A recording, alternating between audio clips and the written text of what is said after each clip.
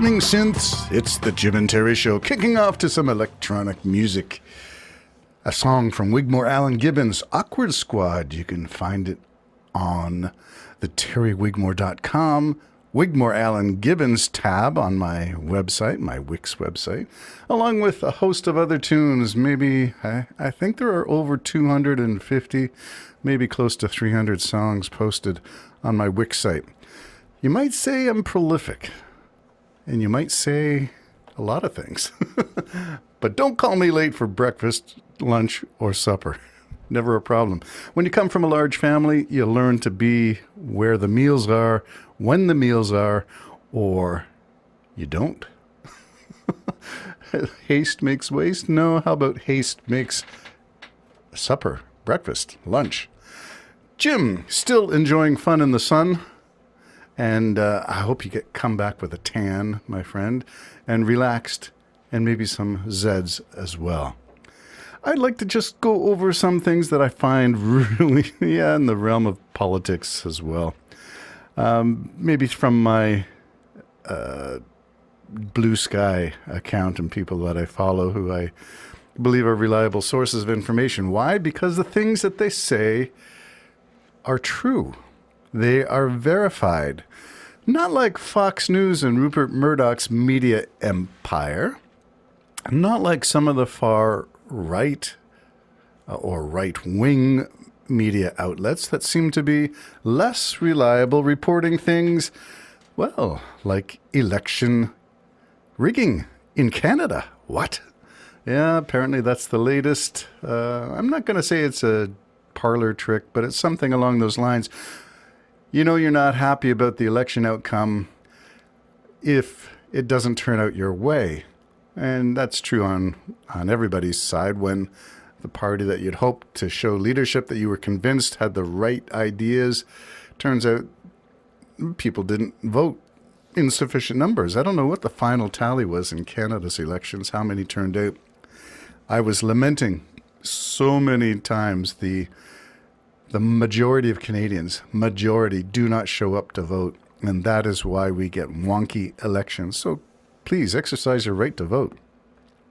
Well, I'm going to go in the realm of the theater of the absurd. If you never followed that trend, post-World War II, 1960s, nihilism and philosophy, Jean-Paul Sartre is a master of this kind of stuff. And I'm thinking particularly of the play, the performance, stage performance of Waiting for Godot, which is a way of explaining God not showing up in the 21st century, 20th century at that point. And begs a whole bunch of questions about theology, about truth, about claims of truth without evidence of truth, and without, going down into my own particular areas of interest, which is Middle Eastern archaeology and textual criticism, because I used to be an apologist, and I'm not anymore. Haven't been for some 20 some odd years now. But the change was sort of a gradual. It wasn't like a conversion experience where your eyes are blind and now you see. It's sort of the reverse. It takes a while to unwind and discover things. And when you start adding it all up, you can't sweep the mound of conflicting data under the carpet of belief anymore. Well, I'll connect the dots to this story. When your eyes deceive you and you cannot tell that you are being deceived, there is a problem. There's a problem with the claim that the Holy Spirit is the harbinger of truth. The first and entrance level of gifts of the Spirit is supposed to be discernment. You can tell truth from fiction.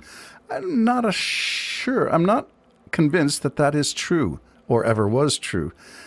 And I'm going to use this as a jumping point. The title of this is a post on Blue Sky, which says, here's the caption, "Even Putin would be embarrassed by this." And I'm dedicating this to my good friend Jim, who has often mused upon this.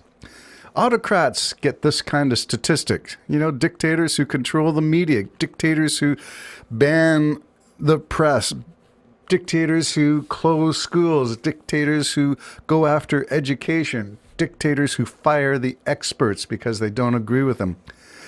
Dictators get this kind of statistic. What is it? It's your approval rating. So posted by Donald Trump on Truth Social with all kinds of likes and retweets is this one. Do you approve or disapprove of the job that Donald Trump is doing as president? And this is a 99% approval rating. If you go to the chart, it's agree, strongly agree, sort of agree, and then disapprove. Disapprove is something like 1%. And in Trump's chart, the strongly approve is 99%. I mean, that's just unbelievable. And what, of course, is the source for this? Because that's nowhere near the approval ratings that are being reported on other news media. What news media? Well, the sort of news media that Donald Trump has been attacking nonstop since 2016. So you think that relentless assault on media might be having an effect? It's sort of like Ronald Reagan's trickle-down economics, the kind that they convince you is going to happen. You just have to reduce the taxes on the rich and it will come down eventually. Well, Reagan was 80-something, 1980-something. Yeah, we're still waiting for that trickle-down effect. And so it's been like 60 years. 40 years. I'm wondering, how long do you have to wait for some of these things? It's sort of like The Return. I have a sibling who's interested and believes that the imminent return, imminent meaning any day now, everything seems to be in place. Jesus is coming again. Expect Trump to...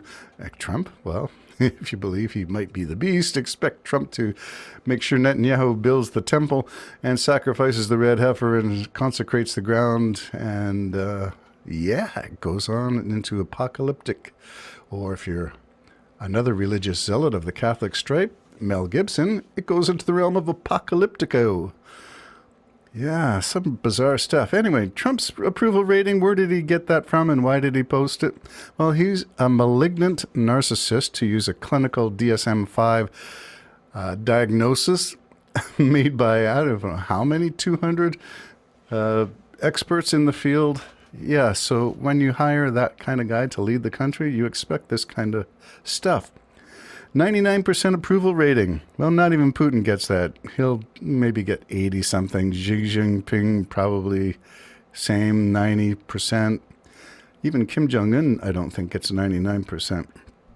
Anyway, where's it from? What's the source? CPAC.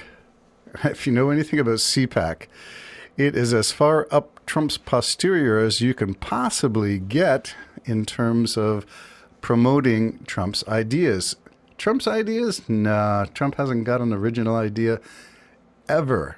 And so where is he getting these ideas? Project 2025. Who has he hired into his administration? The authors of Project 2025. And if you are not familiar with his band of no-goods, Trump has also hired, from his days on Fox and his days as host of The Apprentice, I think he still thinks he's auditioning for The Apprentice myself, because he's hiring Jeanine Pirro, Laura Loomer, a host of other people who are what? Influencers? Is that what you would call them? Expertise? No. Influencers? Maybe. For whom? The far right. Certainly no one who can rub a few cells together and ignite a spark of a neuron and think for themselves, because if you follow Fox, you follow fake news. If you follow Jeanine Pirro, you follow a loudmouth braggart who thinks she knows everything. Expertise. The Trump administration really has done a number. They've organized the funeral for expertise. Fired them all in the military, in the inspectors general, fired them all. Yeah, it's awkward. Polls say 99% of Americans approve of Trump. So says CPAC. Remember your sources.